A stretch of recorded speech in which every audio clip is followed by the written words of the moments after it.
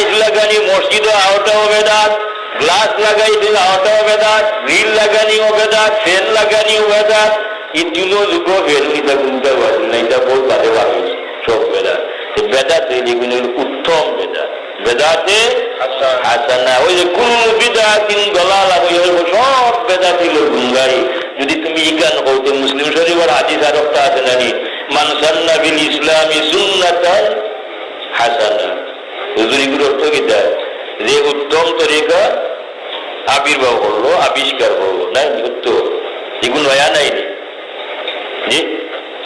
যে একটা নয়া তরিকা আবিষ্কার করলো, ইকটার উপরে আমল করিয়ে সওয়াব পাইব, যারা আমল করবো তারাও সওয়াব পাইব।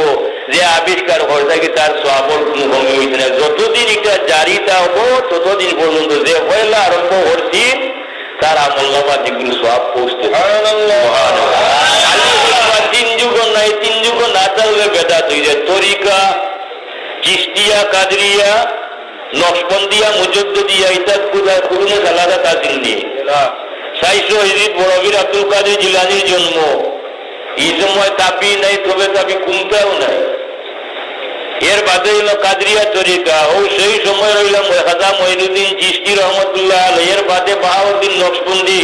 আর মুজদ্দিদিয়া তরিকা তো 1200 হিজরি। আজ থেকে কয় বছর আগে? 400 বছর আগে। এখন তো 14 হলে নাই, 1200 হইলে ওই 250 বছর। 250 বছর আগে হইল মুজদ্দিদ তরিকা। এগুলি বেদাত না হয়, খালি কইবা কুরুনে সালাত নাই, কুরুনে সালাত